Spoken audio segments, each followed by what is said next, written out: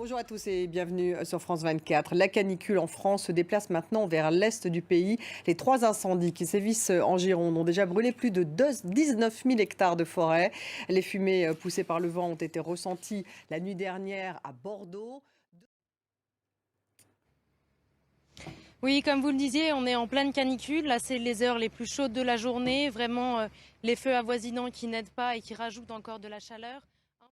Merci beaucoup Sophie. Sophie Lamotte, donc en direct du Pilat. Plus de 36 000 personnes au total, habitants ou vacanciers, ont dû donc quitter leur logement. Ils se sont dirigés vers Bordeaux. Au pied de la dune du Pilat, le feu a notamment emporté les 5 campings, on vous le disait. Certains ont donc quitté la région, d'autres sont hébergés par des habitants. Une chaîne de solidarité a été mise en place spontanément. Regardez ce reportage d'Anne Guillet-Épée et de Vincent Bouffartigue. C'est à Langon, à 15 km de Landiras. La multiplication des phénomènes météorologiques extrêmes est, vous le savez, une conséquence directe du réchauffement climatique. Selon les scientifiques, les émissions de gaz à effet de serre augmentent leur intensité, leur durée et leur fréquence. Florent Rodeau. Sachez que la Bretagne est également touchée par les feux, puisque près de 1400 hectares de végétation sont partis en fumée dans les monts d'Arrée, dans le Finistère. La moitié est de la France va encore souffrir de la canicule, mais la façade atlantique devrait enfin souffler. Météo Plateau, Virginie, bonjour.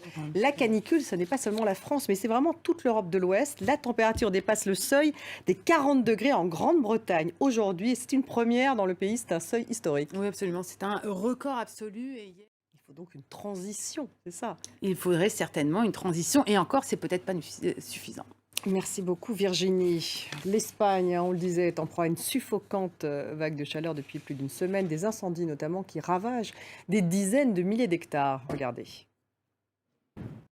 Et en Iran, le cinéaste et opposant iranien Jafar Panahi, qui a été interpellé à Téhéran, doit purger une peine de 6 ans selon...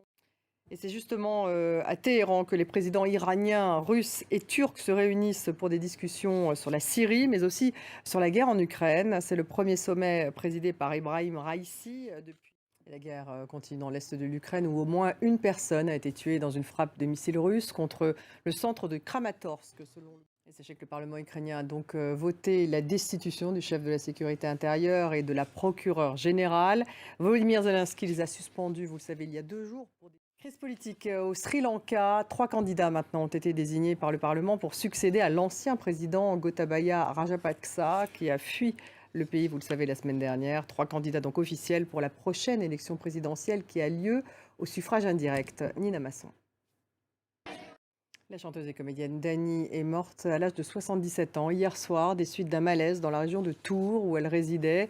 Choisie par François Truffaut pour le rôle de Liliane dans La Nuit américaine, icône des nuits parisiennes, elle était aussi connue pour son duo avec Étienne Dao, Comme un boomerang. Elle venait de finir la tournée de son dernier album Horizon doré et achevait la préparation d'un nouvel album. Merci de nous avoir suivis. Restez avec nous sur France 24.